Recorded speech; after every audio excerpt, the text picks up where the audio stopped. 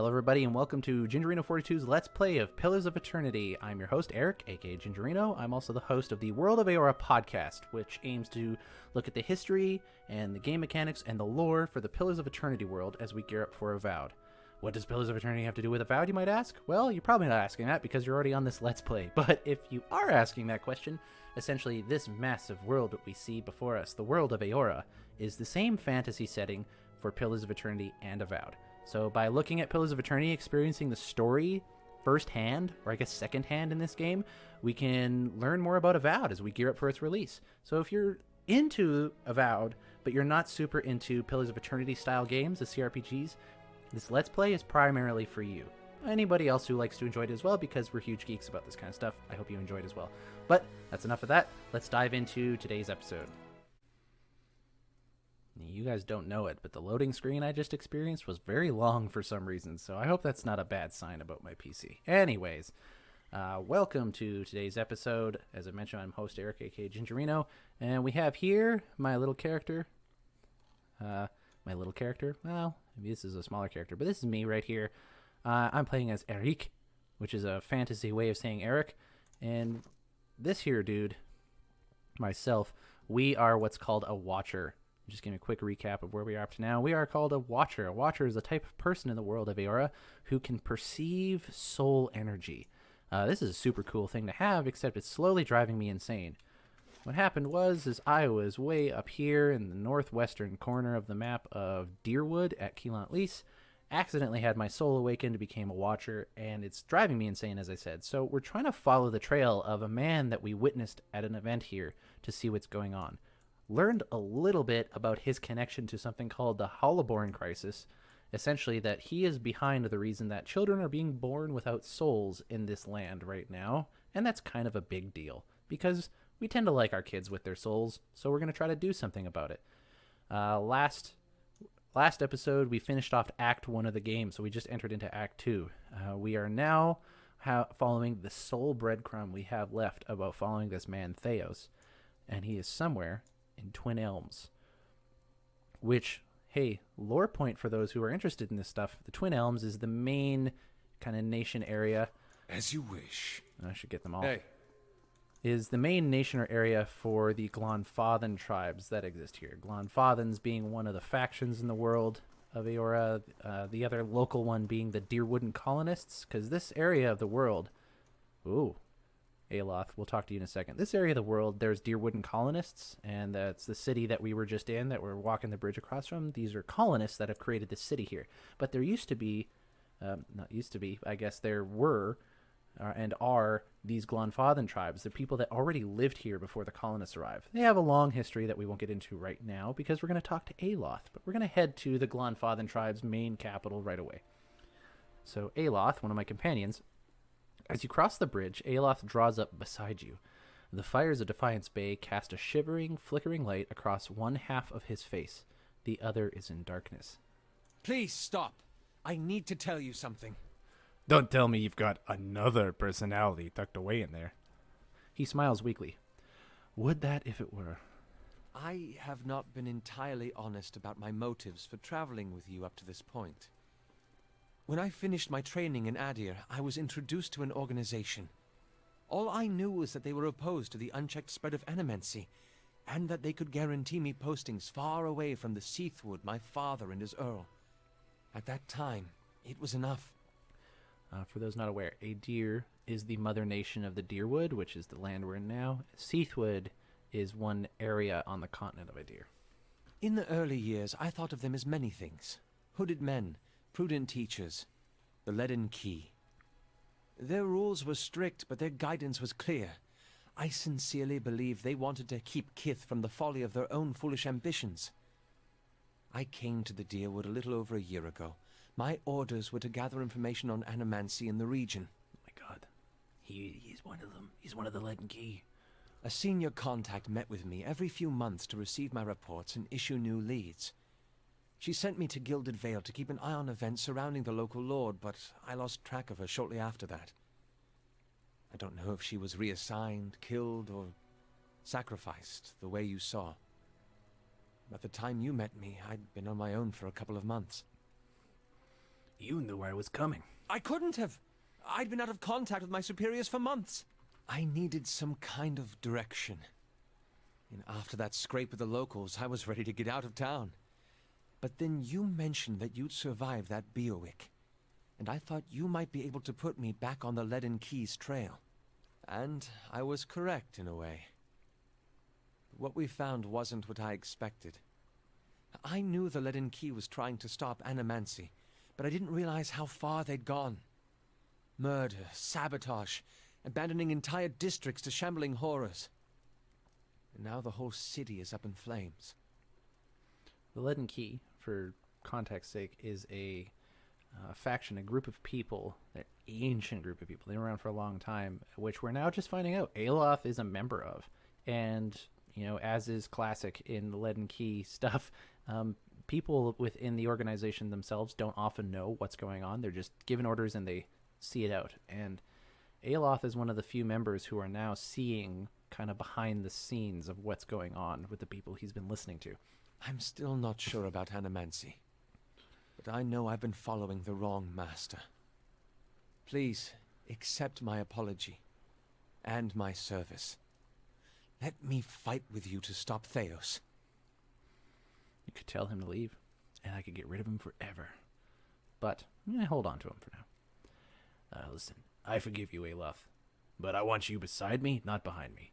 I'm not asking you to trade one master for another. That would be an honor. His voice is solemn and quiet. Hey, before we move on, I'd like to discuss a few things. Aloth looks at you with quiet attentiveness. How may I be of service? What do I want to learn about today? I'm not going to go through all this. This will take a long time. Let's talk about how exactly did you come to join the Leaden Key? As is often with such follies, I was young and directionless. The Leaden Key promised to some of the structure I was lacking, and they offered me a future far removed from the service to my father's Earl. Animancy is possibly even more controversial in idea than it is here. The practice has been outlawed for 600 years, but prohibition has a way of breeding curiosity. The success and relative acceptance that Animancy has found here and in the Vailian Republic spurred a renewed interest in Adir. Yeah, Animancy was outlawed in Adir, as it says, over 600 years ago. I believe they accidentally created the undead. So that's why there's so much undead over there right now, is because of that. And you could arguably say anytime you see undead, it's the result of Animancy run amok in the area. The Leaden Key began recruiting more aggressively, and I was in the final period of my training when one of my instructors reached out to me. He shrugs. As I said, it was a welcome departure from my father's plans, and after seeing a few of my colleagues abandon their studies in magic to pursue Animancy in the Republics, I was convinced that something needed to be done to stop the spread. Aelith looks at you with quiet attentiveness. How many years of service? Yeah. So how long were you in Gilded Vale for? He shrugs, fidgeting with the hem of his sleeve. Not much longer than you. As you saw, it was hardly the haven that had been advertised. Tell me about Adir. I've been gone for more than a year now, but I suspect I'll always think of the forests and fields of Adir's home. We've thousands of years of history and tradition behind us, and there's a sense of dignity and responsibility that comes with that. He frowns. Of course, there's baggage as well. Our imperial past is still fresh in the minds of many, as you have noticed here. Has it been difficult to adjust to the Dyrwood? People here are informal, hot-blooded. His mouth twists into a wry smirk. More attentive to insult than to duty. But as long as one avoids provocation, it's easy enough to get along. He steeples his fingers. I've gotten accustomed to keeping my thoughts to myself, anyway. That's all for now. Okay, we gotta make our way out to Twin Elms, everybody. Yeah, that's what we gotta do. Oh, yeah, that's right. For those new to the show, these gold-plated names are little stories that have been written by Obsidian for people who backed Pillars of Eternity when it was on Kickstarter. And if you talk to them, you can actually reach out to their soul, because you're a watcher, you can do that. And you can just see a little story that was written for the backers of the game. So we're going to read one an episode if I run into people. A story for a Craddock Bridgeman. You see a ship being tossed about in a storm-ravaged sea. The swells rise and fall, carrying the ship with them as if it were a toy. This man stands on deck at the helm of the ship while water whips around him. The crew moves about frantically, trying to keep the chaos under control. He barks orders at them, pointing where to go, giving each one a task. The men, while still visibly distressed, seem to calm down when they are given their orders. He instructs the helmsman to resume his duties at the wheel and rushes to the aid of the crewman, who is struggling with a rope attached to one of the sails. The ship crests a wave, almost going vertical in one direction, and then immediately again in the other direction. Several of the crew are thrown from their feet, sliding across the deck as it rocks. After the swell passes and the ship returns to a relatively normal orientation, the man quickly scans the deck, counting silently. No one has been lost this time, thankfully. He looks in the direction they're headed, seeing no reprieve from the storm in sight. His jaw squared and his upper lip stiffened, he returns to the helm and takes the wheel again. All right then, cool. Nice little story there. Off to Twin Elms we go. Wooden plains, and we gotta go Stormwall Gorge because you can see this little tiny path right here to get over to Twin Elms. So that's where we're gonna go. All right. Now, if we want to go south, that means we want to open the map. Sorry for my cat, everybody. Apparently she's just like, yeah, let's all hang out. I'm going to follow this path down to here. So that's what we'll do. All right. Maybe we'll get some character stories along the way.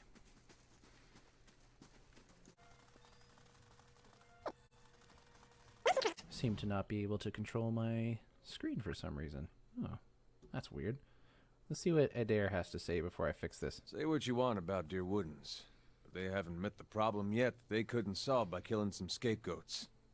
He flashes a hollow smile. You fight for people because you see something there that deserves defending. Even more so because someone you trust sees it too. Then you turn around and they got something like this, and the person who made you want to help them is gone. Yeah, they're never doing what they think the gods want of them. It's nice that they mean well, but how can organized murder be their best guess? Although, come to think of it, maybe they're just following Widewind's example. He was purging his own long before Dyrwood got the idea, only he was purging because they weren't Aethasian enough. Never thought I'd find myself missing the hospitality back home. There we go. I can move the screen again. That was weird. What was up with that? Oh, I can move it just me. There we go.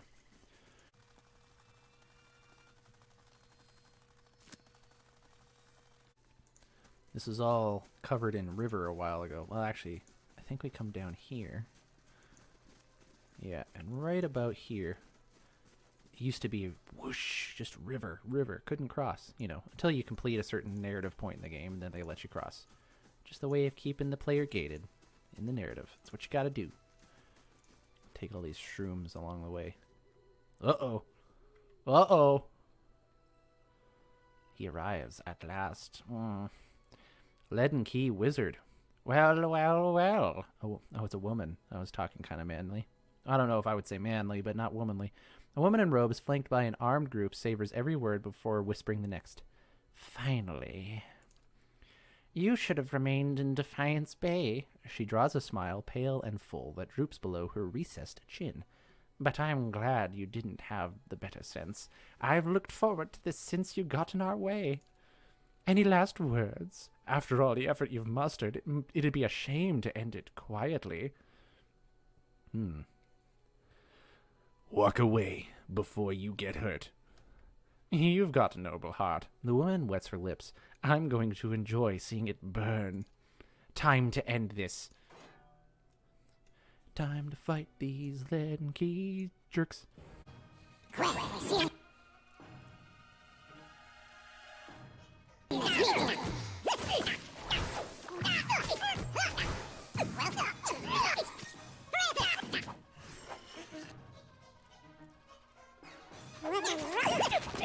You're not getting through me.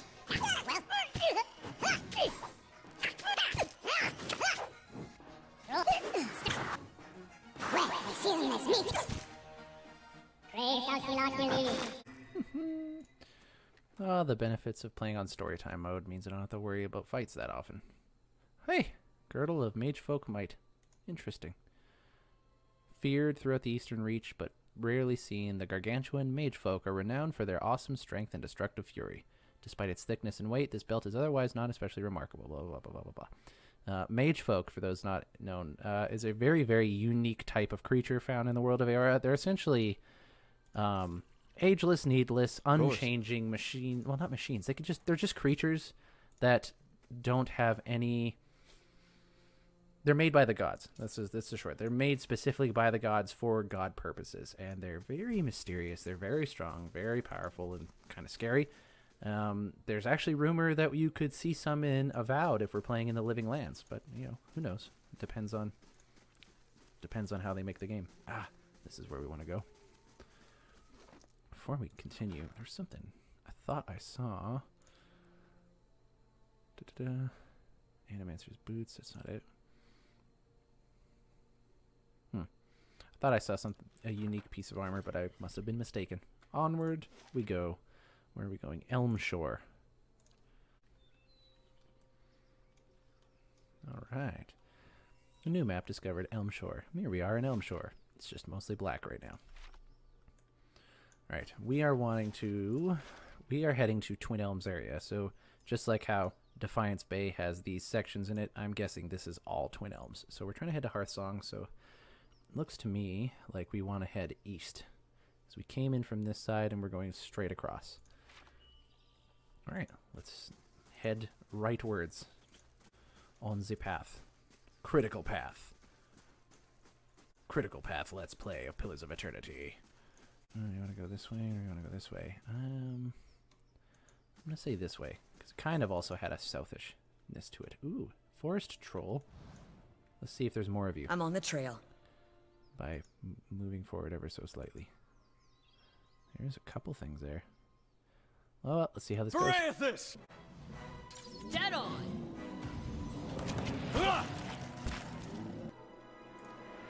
What have I done?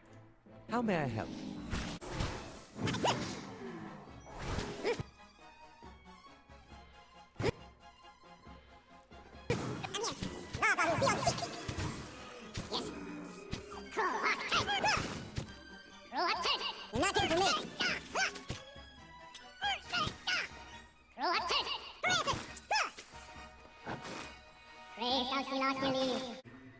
Well, that looked scarier than it really was.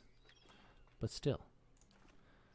I was a little bit freaked out there for a second, not gonna lie. It's been a while since I really played this game, but in normal mode or even easy mode, it is way different than playing in story time. Story time is, well, it's called story time for a reason. Because we're here for the story, yo. If I remember correctly, there should be an encounter here. There we are. What's up? Anyone suspected of treachery must be reported at once. Okay. Good, you have come. You have heard of the recent defections from our order caused by this apostate in Kratom. The answer floats to the surface of your consciousness, remembered from ages ago. Yes, I have. This is a dangerous woman whose lies spread like plague. She inspires chaos, sows conflict. Because of these unusual circumstances, I am speaking to all our initiates personally to ensure there is no more dissension. You mean because she was one of us? Who she was no longer matters. If her following continues to grow, there will be war, and all our work will be undone. You were recruited from Kratom, were you not? You must have known this heretic woman, Yavara. At hearing the name, a flood of memories pours into your mind. This is where you decide what your relationship is to this person, Iovara. You don't really know super well yet. All right, I'm going to randomly check which one I want to do here. All right. It was an 8. Yeah, 7's the closest. Are you sure? I said, well, we've never met, but it was a lie. Yes, I haven't met her before. As you say, then. But I warn you, it would be unfortunate should I learn differently from anywhere else. I'm sure it would be. I am trusting you to remain loyal to the gods in this. If you do not, you will have greater powers than me to answer to. But you will answer to me as well. I understand, Your Eminence. Well, I'm sure that'll bite me in the ass later, but for now, I'm just going to enjoy it. South. What takes you south? You must gather your party before continuing. Nothing. Oh, I bet I can go to Hearthsong now. Good, that's where we want to go. Alright, onward we go.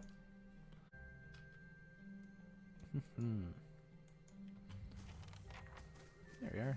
Travel to Twin Elms. Now we have to search Twin Elms for signs of Thaos. More experience gained. Sweet. None of you have names, so you're not important. RPG logic. Estramor still. Estramor? Estramor. The warrior saunters over, a sneer of suspicion visible beneath his streaks of paint. He glances at your gear before favoring you with a long look. Another fugitive from the burning city? The 6 tribes of Amenfath welcome you to Twin Elms. Before you lies the Hearthsong district. You are free to explore it, but do not let your feet stray into the other districts. Those are forbidden to Estramorwin. Why is it forbidden into the remaining districts of the Twin Elms? Twin Elms is a sacred city built where the first keepers of the stone met the builders. It existed alongside the works of the builders, and it exists alongside the works of the builders, and it is only place in all of Amenfath where it is permitted to set foot amongst these sacred places. The Estramorwin, however, do not have proper respect for the stones here. His words trigger something in your memory. You see an image of a perfect cube of Adra. Just as quickly, the image fades. A leader of one of the tribes could give you the permission of the city. Only every time. Only Amenfath Bethwil. Amenfath Bethwil is present in the passage of the 6 today, and she has her own troubles. He jerks his head at a long hut in the middle of the district. Sorry about that. You have other questions about Twin Elms? Yeah, what can you tell me about Twin Elms? The city is sacred to all Glanfathans, as it is the place where our ancestors first encountered the Builders. That's capital B Builders, by the way. That fated meeting turned our people from generations of wandering to a permanent home among the Builders' relics. When the Builders commanded us to settle here, they allowed us the unique privilege to live among their structures here. It is the only place in Glanfath where this is permitted. The sacred city is divided into 4 districts. Hearthsong, a commons district. Old Song, the site of our temples. Elms Reach, home of the Delumgun and the Druids. And the Burial Isle, which is the most sacred place in the city. Do you know anything about the Burial Isle? It is a place where our Amenfath are laid to rest among the stones placed by the Builders. They say the souls of some of the Amenfath linger there still. The way lies through Old Song. It is the holiest place in all of Twin Elms. Well, which temples lie in Old Song? There is Noonfrost, which is dedicated to Remagond. A group of pale elves from the frozen Southlands arrived not long ago to oversee it. There is also the Nest, a temple of Hylia, and Galawain's Maw, a den of beasts dedicated to the hunter god. The route to Burial Isle also lies that way. Tell me about Elms Reach. There lies Ter Evron, one of the only towers of the Builders still in perfect condition. 2 great elm trees twine around it. Even the mightiest works of the gods protect the works of the Builders. 2 Delungan sisters dwell there now. The Hall of Warriors stands at the other end of the district. Rumor has it that Amenfath, Simic of 3 Tusk Stelgar, is there now. There's a bunch of words you wouldn't know. Elms Reach is also where the Druids keep their halls. There are the Ovates of the Golden Grove and the Ethic Knoll of Blood Sands. Many shudder at the brutal sacrifices of the Ethic Knoll, but High Ovate Erona is just as powerful in her own way. I'd like to hear about Hearthsong. This is Hearthsong. It is a place where the Glanfathans and Estramorn may gather together. It is at the site of the passage of the 6, where our tribal leaders, the Amenfatha, meet. He points to a large round building at the other end of the district. That way is the market. Guard your purse there. No one bargains like a Glanfathan. And if you need a place to stay, follow the fence to the east. There you will find a way to the Celestial Sapling. That's all I wanted to know about the city. Something else you wish to hear? So, who are these builders you keep talking about? You know them as Ingwithans. To us, they are the builders, creators of the sacred places that we guard to this day. That's an important piece of lore. I haven't heard of the Keepers of the Stone. The oldest of the 6 tribes. He points up the tip of his sword at a long hut behind him. Up the stairs into the passage of the 6. This is where our Amenfath gather. Bethuel, the Amenfath of the Guided Compass, can tell you more. I'll keep your words in mind. Best that you keep your visit brief. Word has reached our ears that the riots have ended and the gates of Defiance Bay have opened once more. Hey, that means I can go back there if I wanted to. Alright. So I have to search Twin Elms for sign of Thaos. I reach Twin Elms, see the front gate. With any luck, someone saw him when he passed through. I have to ask around. Well, I have a feeling we're probably going to need to talk to the leader. Trees could use more of Margaret's touch. She just wants to burn the trees down? Okay. Ooh, a Stalgar. Look at that. It's like a saber-toothed tiger. That's cool. Hey, look at more of those gold-plated story name peoples. I'm going to leave them alone for now. We already read one today. Welcome to Twin Elms. Hartsong is the commons district of this city, where Clanfathans live and mingle and where foreigners are allowed to stay in the city. All other places are forbidden. Being the hangout spot, I designed the place with a couple of things in mind. It had to have an inn, a marketplace, plenty of dwellings, and an important ritualistic building. Also, to emphasize the union of Clanfathan and ancient Ingwithan architecture, the design blends the two architectural styles in a way that seems almost organic. Sean Danny, the environment artist that turned the complex 3D block art into an amazing 3D render, commented after his first pass on the area that he totally wanted to live in a place like this. And it was awesome to hear that response, because that's exactly what I was aiming for when first blocking out the area. It was also important to give a sense of what Clanfathan society was like and to contrast it immediately with the people of Defiance Bay. This was accomplished with a few key details. For example, 1, the Clanfathans are warlike. Pretty much everyone is armed and geared for battle.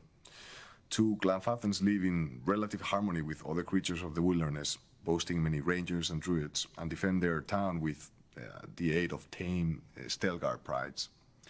Lastly, Clanfathans have their own kind of voice and a way of looking at the world, which was conveyed in the figures of speech from the moment that you set foot in the city. Like Estram Orwin, for example. Cool. Yeah, I have gamer developer commentary turned on, so if you like that, listen to it. If you don't, skip ahead on the video until you see that little scroll goes away. Thanks, George, for the commentary. Or George, I don't know. Alright. Ooh, we're gonna steal something? No, not with that tribeswoman over there. Hello. Oh, shoot. Hello? Someone can see me. There's nothing good in there anyways. The water is cool and crisp. Merla, the Glenfarthing witch sold me useless twigs and herbs. You have a name. Does she take me for a fool? This will not stand. I have been swindled, and Alahi will pay for what she did. Let's see what you have to say.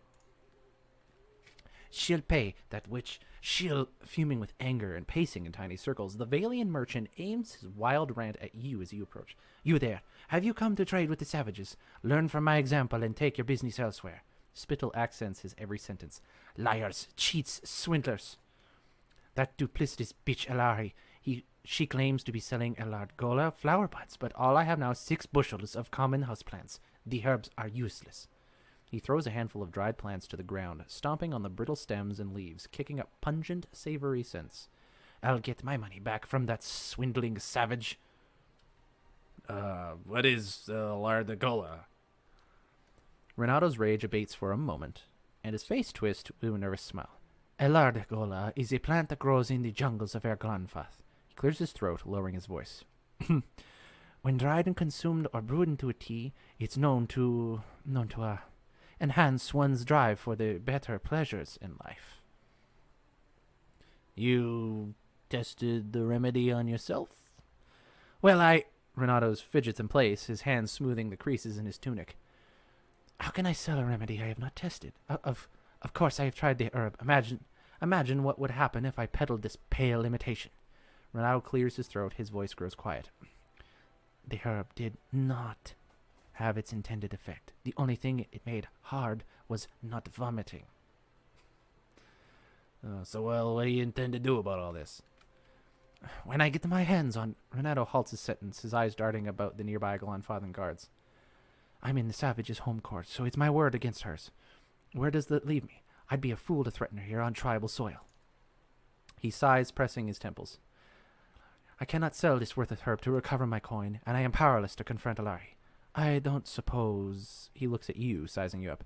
If you are willing to mediate, perhaps you could succeed where I failed. I would, of course, pay you handsomely for your troubles. Oh, man, I'm losing the voice on this one. All right. I'll see what I can do. So this is a critical path playthrough, but, you know, if I happen to do it along the way, we'll do that. What are you, dear Rotak? I'll chat with you. Rotuk. You want up, I pull. All right.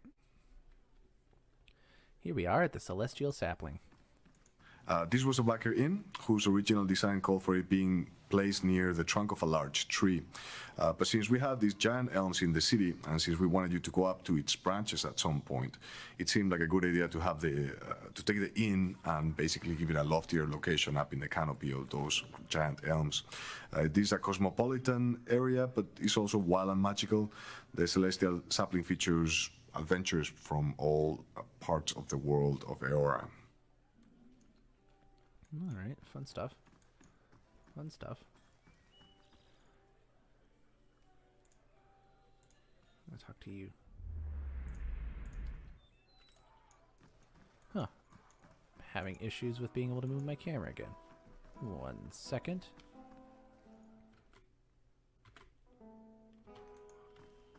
There we go. I can press this button. It works again. Sorry for that. All right.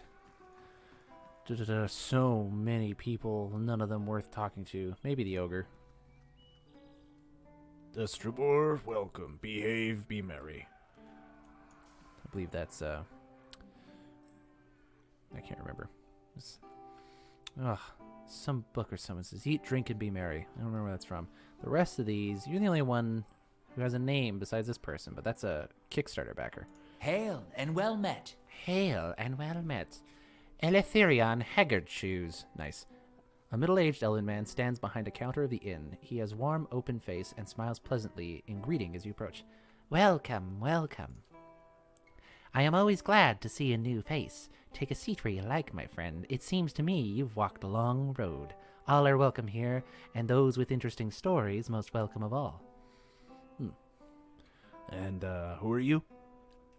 My name is Eletherion Haggard Shoes. They call me Haggard Shoes, for all the walking I used to do, and all the boots I wore down. Those days are well behind me. My eyes have seen a great deal, and now my ears get their fill from travelers who come through here. A fine way to spend one's days, to my thinking. I am always glad to see a new face. Take a seat where you like, my friend. Blah, blah, blah. Tell me about this place. Of course. Eletherian's face brightens. I founded the inn many years ago, but in many ways the tale begins much earlier. It was while I was returning from a long journey south that I first heard the story of the tree upon which this inn rests. Hundreds of years ago, a strange event occurred. The sky was troubled that night, and with many stars falling across the sky, and one of those same stars began to plummet.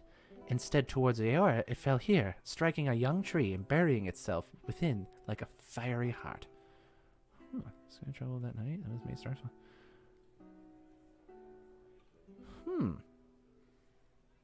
Interesting. But the tree survived, and over the years it grew and grew and grew, twice as big as its fellows in half the time, until it reached the size you see now and grew no more. Hearing the tale, I knew I must find the truth, and you see it there.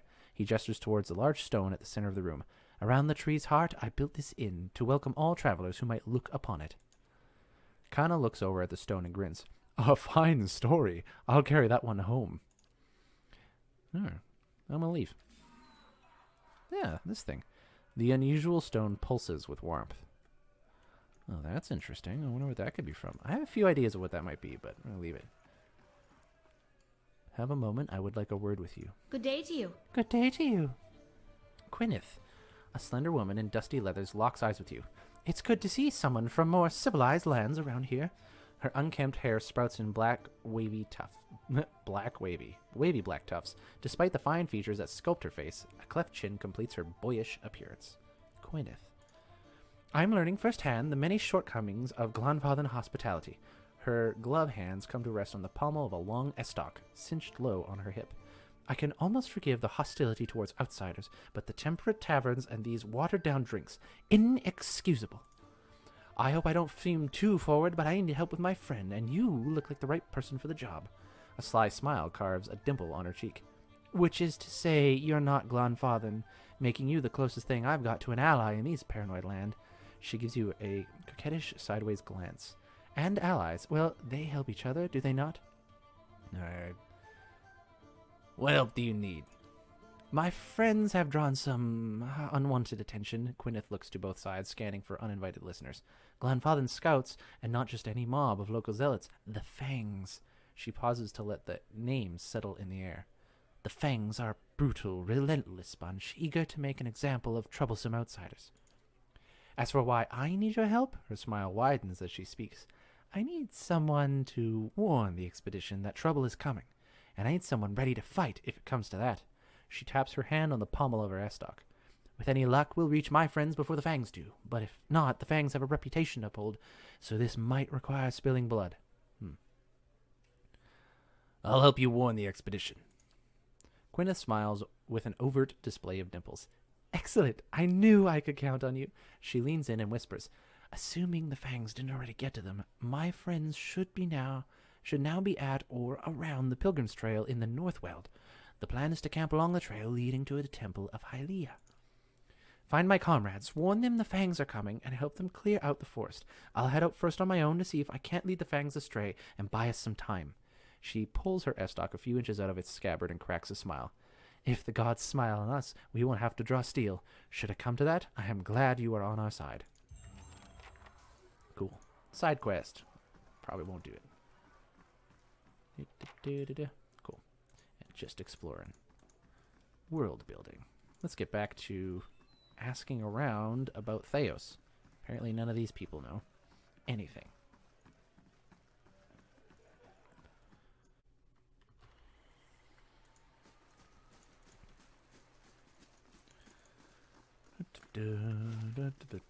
Passage of the Six. That place sounds familiar, so let's go there.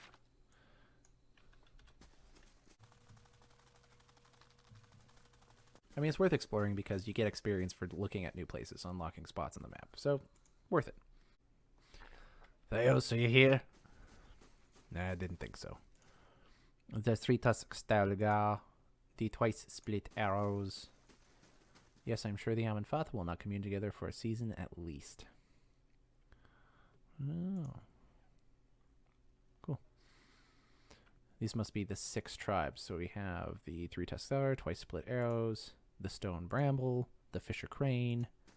The main goal of this interior scene was to house the council of the Amenfath, the Glanfathen leaders. One belongs to each tribe.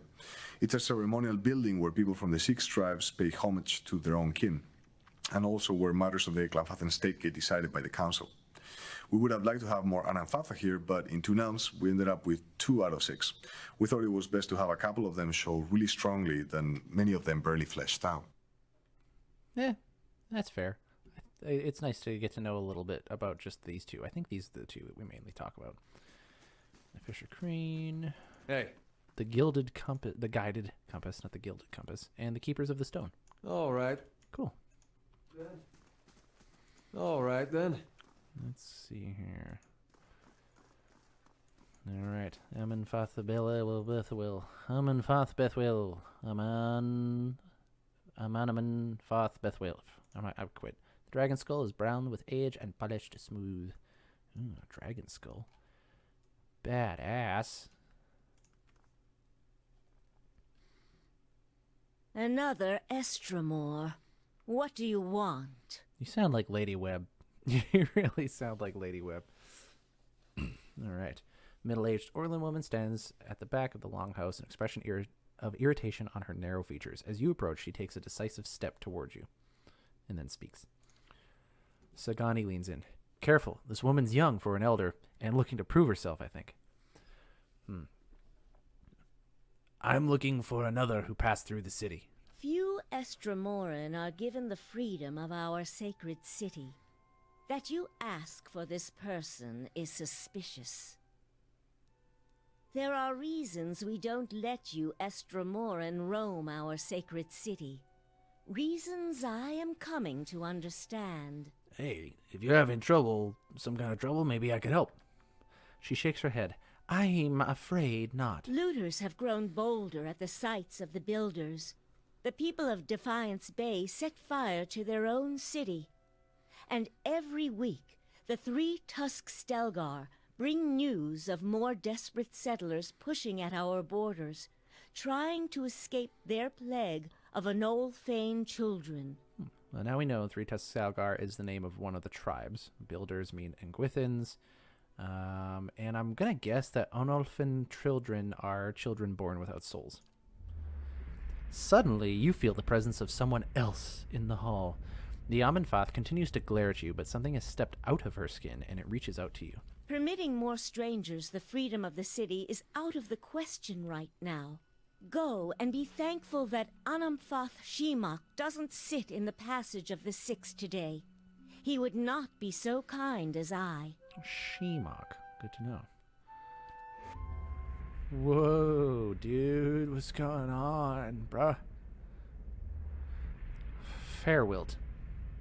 Right? Not Fair... No, Fairwilt? Fairwilt. A vision of an Orlan man appears near Bethel. He has the same green-brown fur and hazel eyes as she does. Help me reason with them, he points behind you. Turning, you see a ghostly shape of 5 other Amenfatha, another Orlan with tawny fur and a scarred face, a frowning dwarf, a black-furred Orlan, and 2 elves. All very typical Glonfathan races. Who's that other Orlan? He looks just like you. Amenfath Bell. A scowl creases her round face. Is this your idea of a joke? Your kind have no sense of subtlety. The spectral Orlan takes another step from her, setting his foot down with a slow, heavy motion. Tendrils of essence strain between them, and he grimaces and leans forward as if struggling against a gale. The angry Amenfath winces. War. The spectral Orlan's voice is a rasping croak. They're heading for war. Remind them of Fairwilt's warning. I see the soul of an old Orlan Amenfath with your eyes hovering right next to you. Fairwilt's soul image gasps. Taut threads of essence tug at him, drawing him back into the Amenfath. He looks upward at you again. I tried to tell them. The builders' souls have touched even the Estramoran. You'd better explain yourself.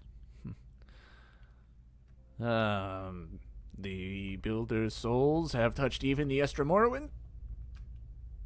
I hope it works. There's no way you could have known this saying. Not unless you are a Galuth on Anums, a watcher of souls. That's just weird. Galuth on Anums is actually my Christian name. That's so weird. Yes, I am a watcher. She nods. That explains much. Feralt's warning came before the Broken Stone War. Feralt, my ancestor on my mother's side, was Amenfath of our tribe then. When the Estramoric farmers defiled the builders' monuments, Feralt urged the other Amenfatha to patience, but louder, angrier voices prevailed. Estramoric? So maybe like all of them in general. Oh. This seems to mean outsider. Feralt believed that the invaders could be taught to respect the builders as we do. He also believed the builders' souls had spread to all peoples, and that we should avoid needless conflict with others. More practically, he worried that a violent response would only spur further bloodshed across the generations, and you can see where we are today. What do you mean? While Feralt's words were shrewd, they were ignored back then. Simply remembering his warning now will not undo the wars and the changes that the years have seen. There is blood on these stones, and that is all anyone remembers now. An image of a polished Audra cube flashes in your head. There is writing on the sides, but the image is too faint for you to read it. The Amenfath turns away from you and looks at the ground, gnawing at a pointed claw. You can't change the past, but your choices now still matter. She looks at you sadly. Yes, that is the problem. Another Estremor came through here a few days ago, and, well, letting him through was a mistake. One I am eager not to repeat. The Guided Compass tribe has a reputation for being too soft with Estremoran. One that will not be improved by my failure to stop this man, who has desecrated our most sacred sites. That sounds like the man that came here to stop. I won't repeat a mistake in my haste to correct it. We bar Twin Elms from Estremoran to protect the ancient places that the Builders left behind. The Builders left this heritage to us to defend, but they alone had access to it. On this much, at least the 6 tribes agree. You again see the polished Audra cornerstone in your mind. This time the image is clearer. Each face of the stone is inscribed with a phrase you know by heart. You feel your lips form words. A gift from the builders of civilization to the guardians of their legacy. May the guardians watch the door while the builders keep the key. These were the words given to the keepers of the stone. Oh, I know. Very well.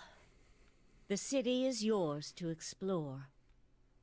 Tell the guard at the gate that you come to see the cornerstone with the blessing of the Guided Compass. If the gods have truly returned one of the builders to us, find the Delimgon of Ter Evron in Elm's Reach. If the gods have sent you here with a purpose, the Delimgon will know. Twin Elms, minor positive reputation. In the meantime, I shall be here to assist you. A little bit of lore. What are the 6 tribes? Glanfathan's society is divided into tribes which further divided into clans. Each tribe is united by a particular history or way of life, and clans and communities are families that live together. In truth, there are more than 6 tribes, but the 6 largest have traditionally led the others. Each of the 6 has a seat here in the Passage of the 6. Now we know why it's called that. Where we discuss matters of common interest. You saw, for instance, the debate that occurred before the Broken Stone War. She gives you a hesitant look. The Broken Stone War is a war that happened between the Glanfathan people and the Dyrwood colonists when a farmer knocked over a piece of Audra that they considered holy. Now, that wasn't the only thing that happened. It was kind of the straw that broke the camel's back, and war broke out because of it. The 6 tribes are the Keepers of the Stone, Fisher's Crane, 3-tusked Stalgar, Stone Bramble, Twice-split Arrows, and, of course, the Guided Compass. Oh, I want to know more. Okay, let's pick one. Let's pick one.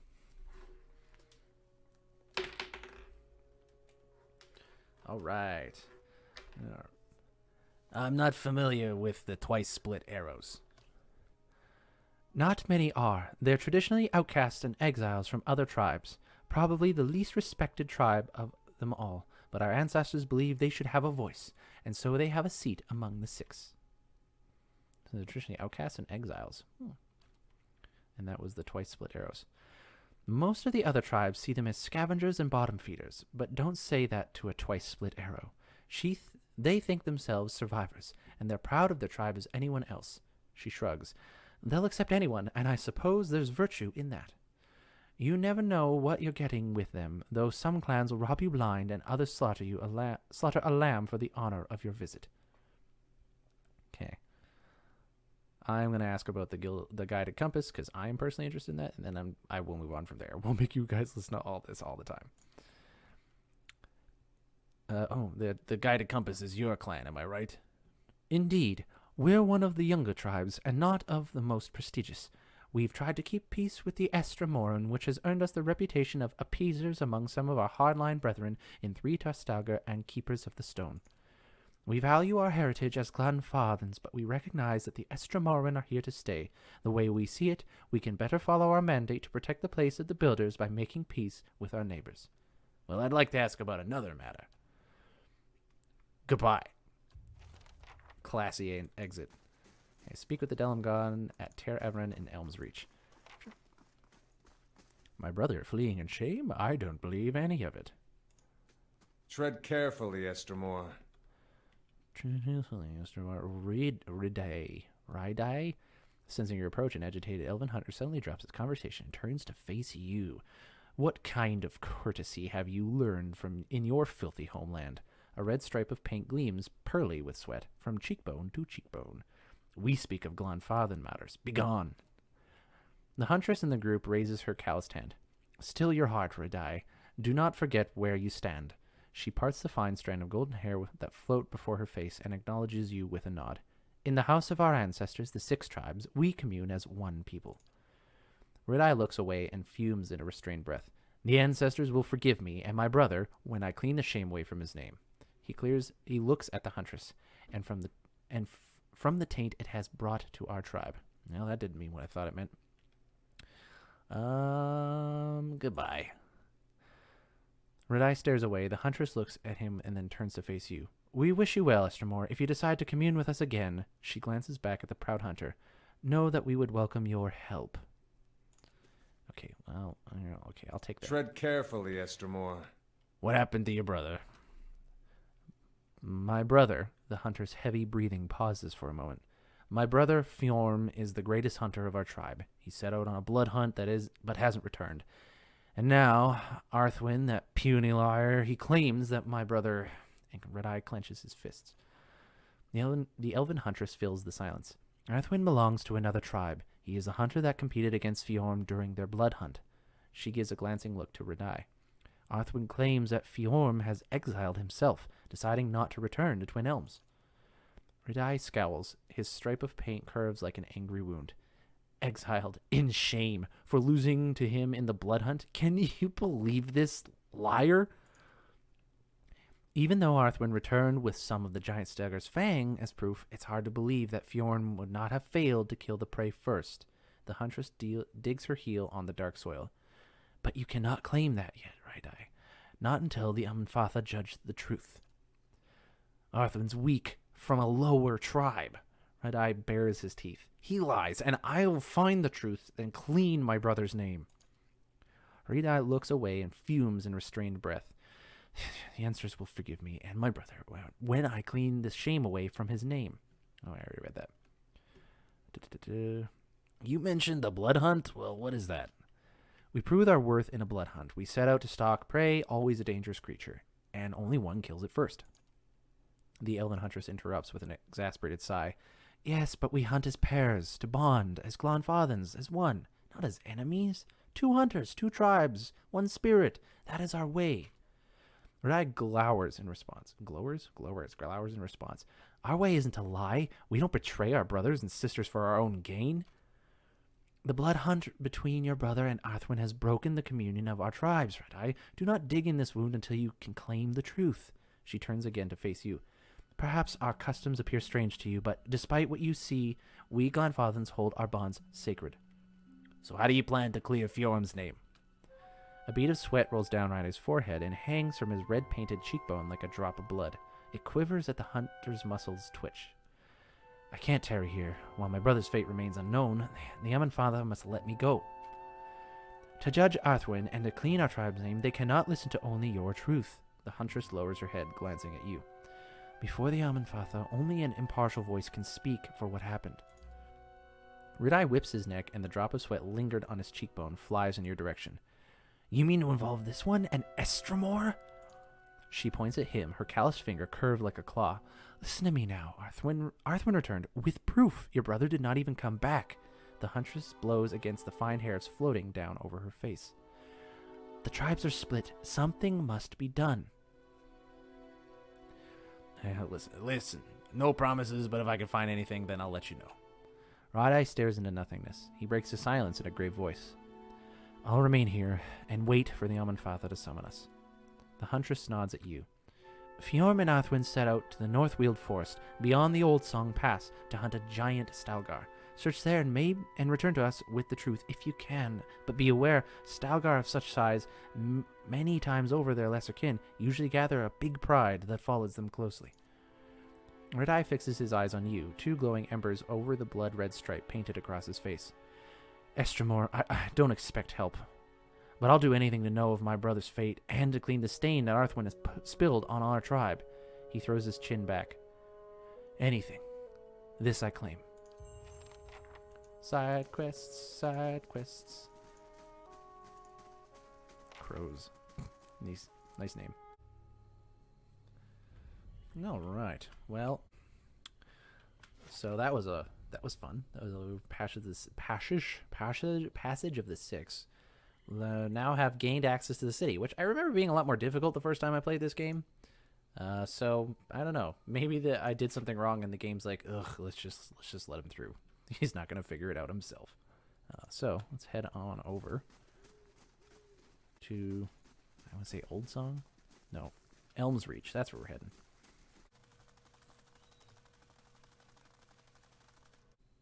Whoop. Estramor, the guard places a spear between you and the path that leads beyond the gates. Still, Estramor, the rest of the city is forbidden except by order of one of the Amenfath. Trespassing in Twin Elms is punishable by death. I come to see the cornerstone with the blessing of the guided compass.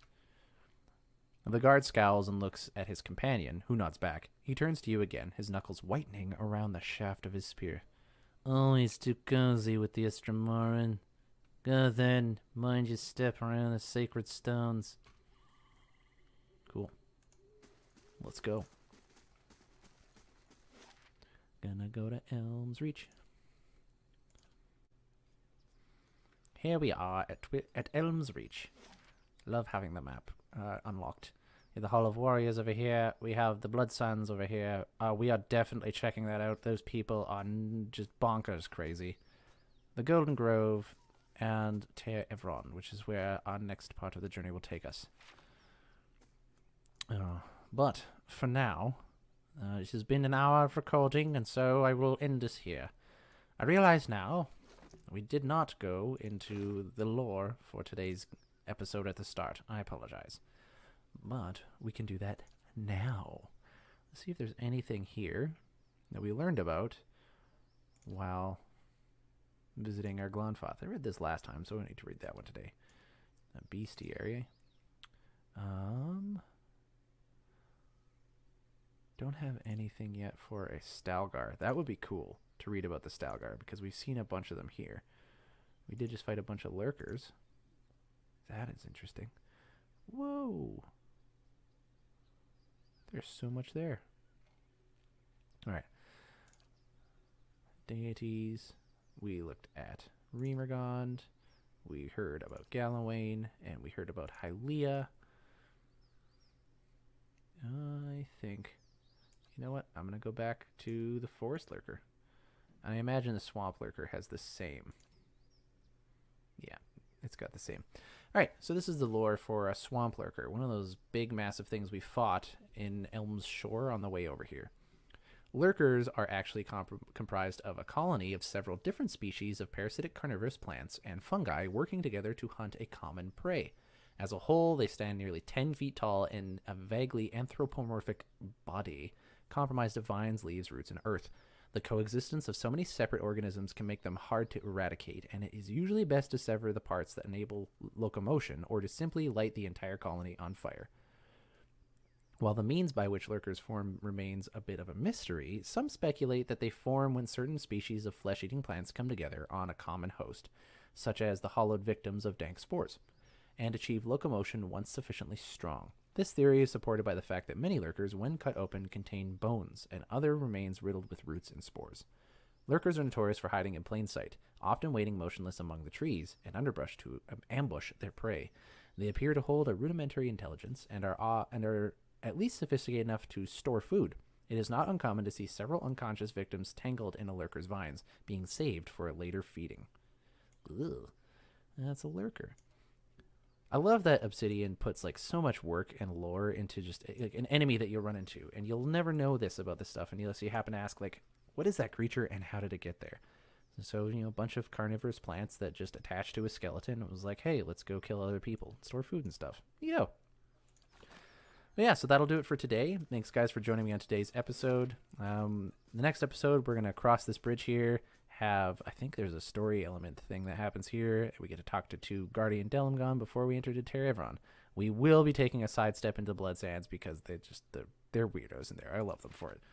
But yeah, that's today's episode. Thanks everyone for joining me. If you want to get in touch with me to give a comment, criticism, or praise, or just ask a question, or reach out in any way, you can reach me on Twitter.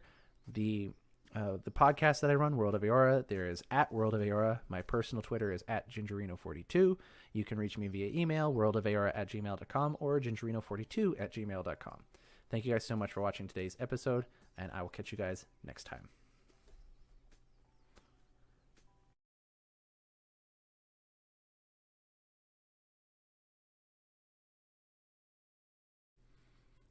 You can click directly on the area map to center your camera on their location.